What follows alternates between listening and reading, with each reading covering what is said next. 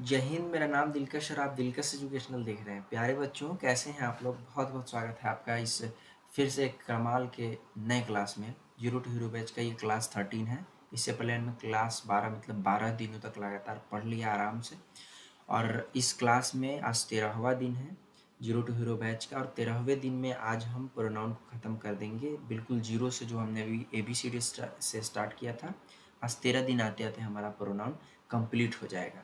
और इस क्लास के बाद में यकीन मानिए, और आप खुद रियलाइज करेंगे, नीचे आप कमेंट भी कीजिएगा, और ये मेरी शिकायत है आप लोगों से, बहुत बेईमानी है ये आपकी कि आप आराम से आते हैं, चुपके से क्लास देख लेते हैं और फिर नीचे फीडबैक नहीं देते हैं। मैं ये नहीं कह रहा हूँ कि अच्छी कमेंट ही करो कि हाँ भाई बहुत अच्छा क्लास, ऐसा नहीं। मतलब जो आपको लग रहा है वो करो, और मुझे यकीन है कि आपको अच्छा लग रहा होगा क्लास, क्योंकि हमने पढ़ाया है उस हिसाब से, एफर्ट दिया उतना, है ना। PDFs दी हैं आपको। तो आप नीचे कमेंट करना मत भूलो, ठीक है। आप नीचे कमेंट करो ताकि लोगों को भी पता चले, और भी बच्चों को, नए बच्चों को, और साथ ही साथ मुझे भी पता चले कि आप क्या क्या सोच रहे हो इस बैच के बारे में, और कितने गहराई तक आप समझ पा रहे हैं, है ना। तो वो आपकी दिक्कत है, इस बात की मैं शिकायत आपसे हमेशा करूँगा जब तक आप कमेंट नहीं करेंगे। चलिए, अब हम बात करते हैं कि जीरो टू हीरो बैच का ये क्लास 13 है ना। तो इसमें हम क्या पढ़ेंगे अभी? आज हम इंट्रोगेटिव प्रोनाउन को पढ़ेंगे, प्रश्नवाचक सर्वनाम को। और उसके बाद में आपका इंट्रोगेटिव प्रोनाउन खत्म होने के साथ प्रोनाउन ही समाप्त हो जाएगा। फिर आपका नाउन और प्रोनाउन दोनों खत्म, स्वाहा, 13 दिन के अंदर में हो गया। तो फिर आपको नाउन में और प्रोनाउन में कोई भी दिक्कत नहीं होगी। आप नीचे कमेंट करिएगा, ठीक है। और नहीं करेंगे तो ये मेरी शिकायत रह जाएगी आपसे, तो फिर बुरी बात हो जाएगी, है ना। तो वो गलत चीज़ है। इस क्लास के ऊपर मैं 100 लाइक का एम रखता हूँ, लेकिन उससे पहले आप इस क्लास को अपने दोस्तों के साथ शेयर करिए, और भी बच्चों को यहाँ जोड़ दीजिए, और चैनल को सब्सक्राइब करवाइए, ठीक है। करिए, वो तो आपकी जिम्मेदारी है, लेकिन कराना भी आपका काम है कि इस चैनल को जल्द से जल्द बड़ा करिए, और भी बच्चों को जोड़िए इसके साथ। और क्लास इस पर और भी सब्जेक्ट्स के लिए मैं टीचर्स को ले आऊँगा, लेकिन उसके लिए चैनल बड़ा होना बहुत ज़रूरी होता है, ठीक है। क्योंकि लोगों को पेमेंट भी देनी होती है, वो आप समझ पा रहे हैं। तो प्यारे बच्चों, इस क्लास का PDF आपको नीचे डिस्क्रिप्शन में मिल जाएगा, लिंक जाइएगा उस पर क्लिक करके और डाउनलोड कर लीजिएगा। हर एक क्लास के तरह इस क्लास का भी PDF आपको मिल जाएगा। मन करे तो इस क्लास को नोट कीजिएगा कॉपी पे, और नहीं तो आप PDF डाउनलोड कर लीजिएगा। लेकिन मैं कहूँगा कि कॉपी पे नोट कर लेना, आप PDF भी डाउनलोड कर लेना, कोई दिक्कत नहीं, लेकिन कॉपी में नोट किया हुआ चीज़ बहुत ज़्यादा याद रहता है। बाकी आपको कोई भी चीज़ याद करने की आवश्यकता नहीं पड़ेगी। क्लास में स्टार्ट करते हैं, बहुत ज़्यादा हम कर लिए लेक्चर।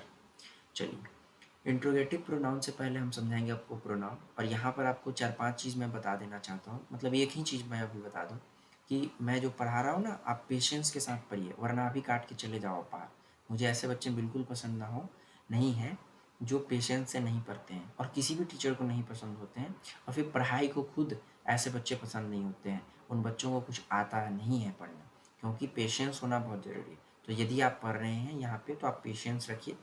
जीरो से मैं बता रहा हूँ, इस बैच का नाम जीरो टू हीरो बैच है, इसका मतलब मैं जीरो से बताऊँगा। तो अगर आपको कुछ मालूम होगा तो फिर आप आराम से रहेंगे, आपका रिवीजन हो जाएगा, और जिन बच्चों को नहीं मालूम होगा वो मज़े लेके पढ़ेंगे, है ना।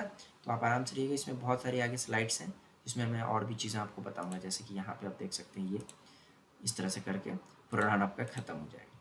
तो चलिए, अब हम बात करते हैं इंट्रोगेटिव प्रोनाउन क्या होता है। उससे पहले प्रोनाउन याद कर लेते हैं। प्रोनाउन का हिंदी होता है सर्वनाम, वैसा शब्द जिससे नाम के बदले में यूज किया जाता है, जिसे नाम के बदले में यूज किया जाता है उसे हम सर्वनाम कहते हैं। वैसा नाउन, वैसा वर्ड जिसको नाउन के बदले में यूज किया जाता है उसे हम प्रोनाउन कहते हैं। बात दोनों वही है। जैसे कि मेरा नाम दिलकश है, मुझसे कोई पूछेगा कि आप क्या कर रहे हैं, मैं कहूँगा मैं अभी पढ़ा रहा हूँ। तो मेरा नाम तो दिलकश है। दिलकश क्या है? नाउन है, संज्ञा है। तो नाउन के बदले में मैंने किस शब्द का प्रयोग किया? मैं शब्द का प्रयोग किया। तो वो मैं नाम के बदले में आया, तो मैं क्या हो जाएगा? मैं हो जाएगा प्रोनाउन, हो जाएगा, सर्वनाम हो जाएगा। उम्मीद करेंगे आपको समझ में आ गया होगा प्रोनाउन। नए बच्चे हैं और आपको प्रोनाउन में थोड़ी सी दिक्कत रह गई है, तो आप यहाँ पे आई बटन जो है ना, इस पर क्लिक करके, और प्रोनाउन हमारा स्टार्ट हुआ था जब क्लास शायद 4-6-7 था शायद, मुझे याद नहीं अभी, वहाँ से आप जाके देख लीजिएगा। अब हम बात करेंगे कि पिछले क्लास में कल जब हमने पढ़ा था कि रिलेटिव प्रोनाउन, तो वहाँ पर भी आपने देखा होगा कि हु था, हुम था, हुज था, विच था और व्हाट था। साथ ही साथ एक और चीज़ था दैट। ये सारा चीज़ मिलके क्या था? रिलेटिव प्रोनाउन था। प्यारे बच्चों, बहुत सारा आपको कन्फ्यूज़न अभी हो रहा होगा कि सर एक ही बात को दो बार दो चीज़ हम कैसे पढ़ सकते हैं, मतलब हु, whom, whose, which और what जो है इसको हम इंट्रोगेटिव भी पढ़ेंगे, इंट्रोगेटिव प्रोनाउन भी, अर्थात इधर रिलेटिव प्रोनाउन भी पढ़ेंगे। लेकिन कब कब पढ़ेंगे? साथ ही साथ मैं एक और चीज़ आप लोगों को बता दूं कि इन सारे को आप इंट्रोगेटिव प्रोनाउन के साथ इंटेरोगेटिव एडजेक्टिव भी पढ़ सकते हैं। ठीक है, तो वो सारा का सारा आपको क्लियर हो जाएगा। अभी पहले समझिए इंट्रोगेटिव प्रोनाउन। हु, हुम, हुज, विच और वाट जो है ना आर कॉल्ड इंट्रोगेटिव प्रोनाउंस, मतलब इसको इंटरोगेटिव प्रश्नवाचक सर्वनाम कहते हैं।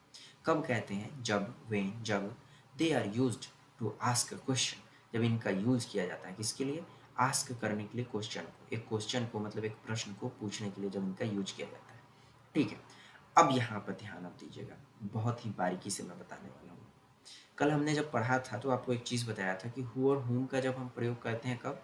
जब सजीव चीज़ हो, क्या हो? सजीव चीज़ हो। और विच का हम कब प्रयोग करते हैं? जब निर्जीव चीज़ हो।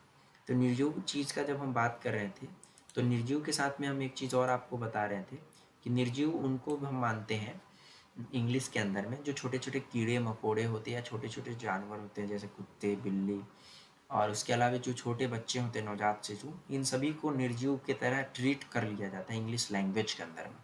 तो वहाँ पर आप विच का प्रयोग बच्चों के लिए भी होता हुआ आप बहुत बार देख सकते हैं, है ना? तो उसके लिए आपको घबराने की आवश्यकता बिल्कुल नहीं है।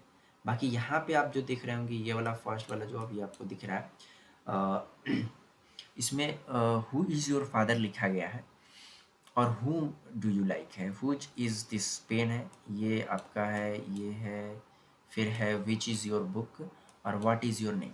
ठीक है, ये आपका एग्जाम्पल है, इसमें आपका डाउट क्लियर हो जाएगा। हु और हुम में हम बात कर रहे थे कि हु और हुम का प्रयोग हम कब करते हैं? जब सजीव हो, और निर्जीव के लिए हम किस चीज़ का प्रयोग करते हैं? विच का। अब निर्जीव के लिए तो एक ही चीज़ है विच, तो इसीलिए हमको कोई कन्फ्यूज़न नहीं है कि विच कब लगेगा, तो आपको पता चल गया कि निर्जीव के लिए हम विच का प्रयोग करते हैं और छोटे छोटे कीड़े मकोड़ों या बच्चों के लिए हम करते हैं। बाकी यहाँ पर हु और हुम को हम सजीव के लिए प्रयोग करते हैं। लेकिन अब आप कहेंगे कि भाई सजीव के लिए हु का भी प्रयोग होता है और हुम का भी प्रयोग होता है, लेकिन कहाँ हु का प्रयोग होगा और कहाँ हुम का प्रयोग होगा, इसमें कन्फ्यूजन है। तो इस कन्फ्यूजन को दूर इस तरह से करना है कि हु का प्रयोग कब होता है और हुम का प्रयोग कब होता है। तो जब हम कल पढ़ा रहे थे आपको तो हु के बारे में बताए थे कि हु जो होता है ना सब्जेक्टिव केस में लगता है। हु जब होता है सब्जेक्टिव केस में लगता है, और जब हुम लगता है ये लगता है ऑब्जेक्टिव केस में। कब लगता है? ऑब्जेक्टिव केस में, ऑब्जेक्टिव केस में लगता है। यहाँ पर ये राइटिंग माउस से मैं लिख रहा हूँ इसलिए इस तरह से। तो देखिए अब हु लगता है सब्जेक्टिव केस में और हुम लगता है ऑब्जेक्टिव केस में। तो यहाँ पर मैं बता रहा हूँ आपको कि सब्जेक्टिव केस क्या होता है और ऑब्जेक्टिव केस क्या होता है। कल ऐसे मैंने बता दिया था, फिर से बता देता हूँ। देखिए यहाँ पर देखिए एग्जाम्पल के सहारे हम समझते हैं। हु इज योर फादर, इसका हिंदी क्या हुआ कि आपके पिता कौन है। ठीक है, तो यहाँ पर क्या है कि पिता के बारे में पूछा जा रहा है। ठीक है, तो यहाँ पर हमने हु लगाया, वेरी गुड, इसमें आपको नहीं समझ में आया कोई दिक्कत नहीं, लेकिन देखिए यहाँ पे समझ में आया। हुम डू यू लाइक, देखिए ध्यान से, हुम डू यू लाइक, इसका हिंदी क्या होगा? वैसे तो आप जीरो से पढ़ रहे हैं तो आपको नहीं पता होगा इसकी हिंदी, लेकिन मैं बता रहा हूँ आपको कि हुम डू यू लाइक का हिंदी क्या होता है। हुम डू यू लाइक का हिंदी होगा आप किसे चाहते हैं, आप किसे पसंद करते हैं, है ना, हुम डू यू लाइक। तो यहाँ पर देखिए ये एक सेंटेंस है, क्या है? एक वाक्य है। इस वाक्य के अंदर क्या काम हो रहा है? पसंद करने का काम हो रहा है। क्या काम हो रहा है? लाइक करने का, पसंद करने का, चाहने का काम हो रहा है। लेकिन ये चाहने का काम कौन कर रहा है? तो ये चाहने का काम कौन कर रहा है? यू कर रहा है, मतलब आप किसे पसंद करते हैं। तो यू क्या हो जाएगा? सब्जेक्ट हो जाएगा, क्योंकि जो काम करता है उसे कर्ता कहते हैं, सब्जेक्ट कहते हैं।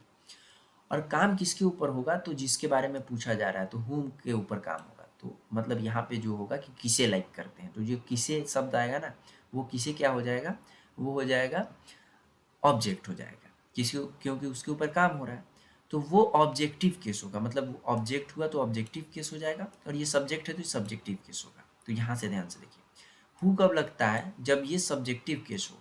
और हुम कब लगता है? जब ये ऑब्जेक्टिव केस हो। जैसे यहाँ पे देखिए कि ऑब्जेक्टिव केस था, मतलब वो जो किसे शब्द आ रहा था ये क्या था कि ये ऑब्जेक्ट के रूप में था, इसके ऊपर काम हो रहा था पसंद होने का, तो इसीलिए यहाँ पे हुम लगा। और यहाँ पे जो हु लग रहा है ये सब्जेक्ट के रूप में आ रहा है, फादर, है ना। हु इज़ योर फादर, आपके पिता कौन है, तो वो जो है सो इसीलिए ये आपका हु हो जा रहा है।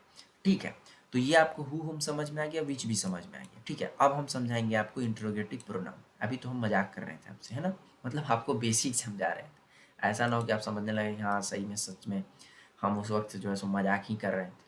हाँ, तो ऐसा नहीं है। अब इसको हम थोड़ा सा कर लेते हैं, मिटा लेते हैं, अब मिट भी नहीं रहा जल्दी, और उसके बाद में हम आपको बहुत ही अच्छे तरीके से समझा देते हैं।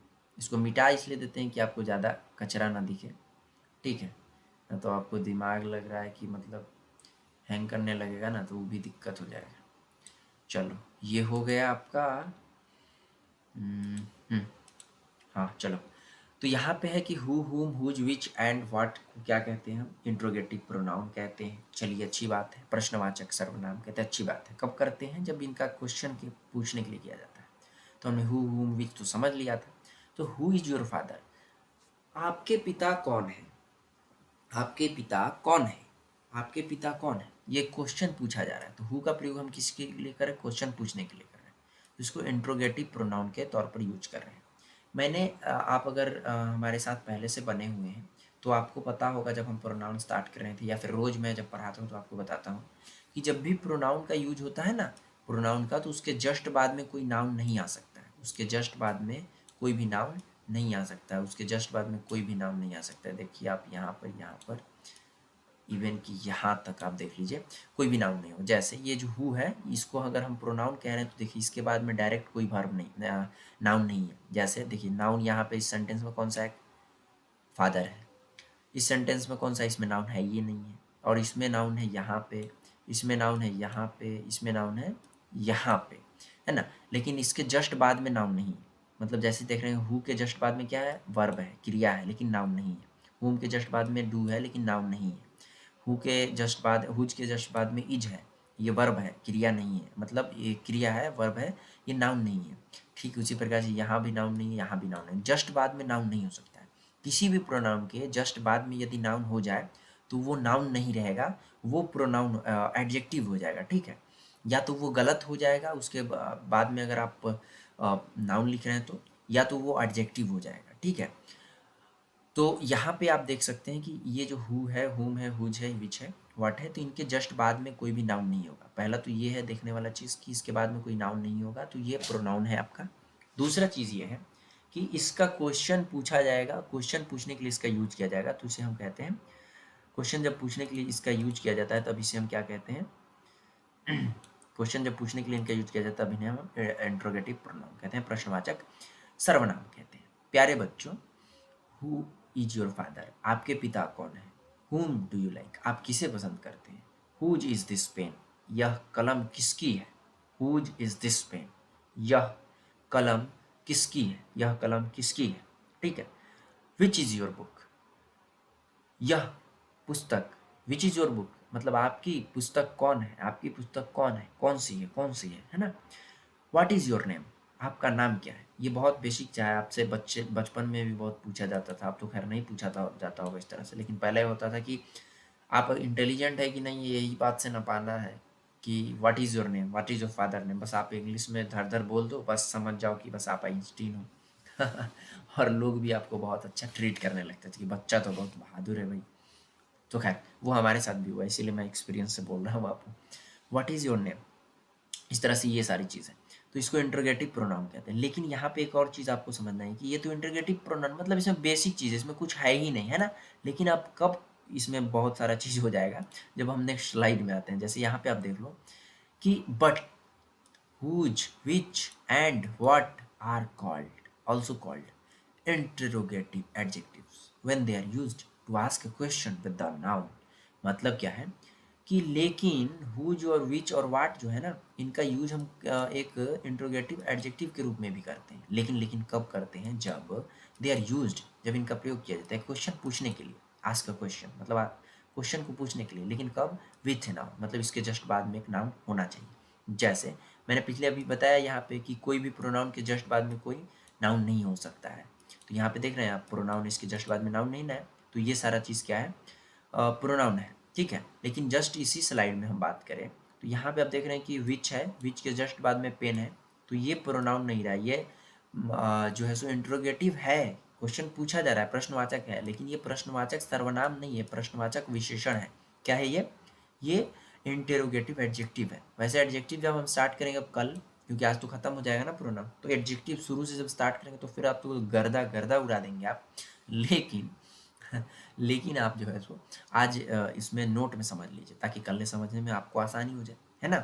तो विच पेन इज योर्स, मतलब यहाँ पे विच के जस्ट बाद में पेन आया, मतलब क्या हुआ, कौन कलम तुम्हारी है। तो यहाँ पे कौन कलम तुम्हारी, कौन के जस्ट बाद में कलम आया मीन्स क्या है कि ये कौन जो है सो कलम की विशेषता बता रहा है कि कौन सी कलम आपकी है, कौन सी वाली। तो ये जो है सो कौन क्या हो जाएगा, एडजेक्टिव हो जाएगा। जस्ट बाद में इसका नाउन आ गया, जस्ट बाद में नाउन आया, जस्ट बाद में नाउन आया, बैग, जस्ट बाद में वाट सॉन्ग, सॉन्ग भी एक नाउन है ना, किसी गाने का नाम है ना, तो नाउन है। वाट वेबसाइट, वेबसाइट भी एक नाम है, नाउन है। तो वाट क्या हो जाएगा आपका, हो जाएगा प्रोनाउन, हो जाएगा एडजेक्टिव हो जाएगा। तो ये क्या है आपका कि इंटेरोगेटिव प्रश्नवाचक सर्वनाम होता है हु, हुम, हुज, विच और वाट।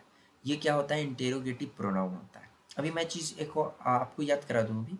देखिए रिलेटिव प्रोनाउन जो होता है ना, कल जो हमने पढ़ा था, रिलेटिव प्रोनाउन संबंधवाचक सर्वनाम में वो कितना होता है, एक हु होता है, एक होता है हुम, एक हुज होता है, व्हिच होता है, और साथ में एक वाट होता है, और इसके साथ एक और होता है दैट।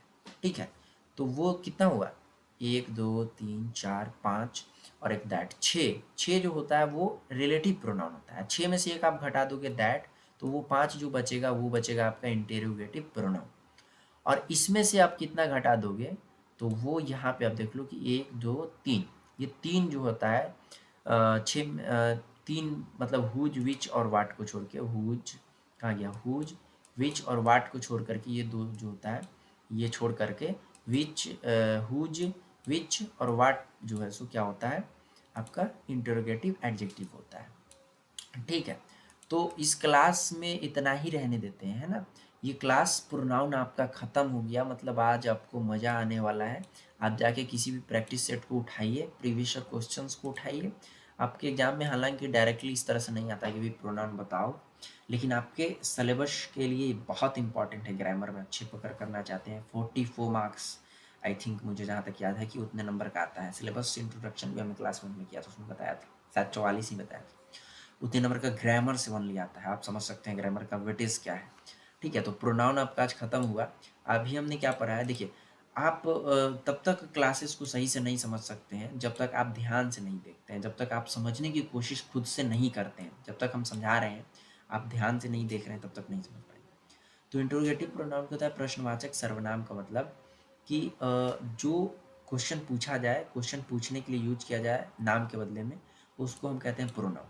और यहाँ पर क्या होता है, एडजेक्टिव कब होता है, जब उसके जस्ट बाद में कोई नाउन आए। ठीक है, तो अब हम आज का क्लास तो ये खत्म हुआ आपका प्रोनाउन। तो आपको मज़ा आया, आप नीचे कमेंट करके बताइए कितना मज़ा आया, और ये क्लास आज तक में आपको कितना कुछ सीखने को मिला, है ना।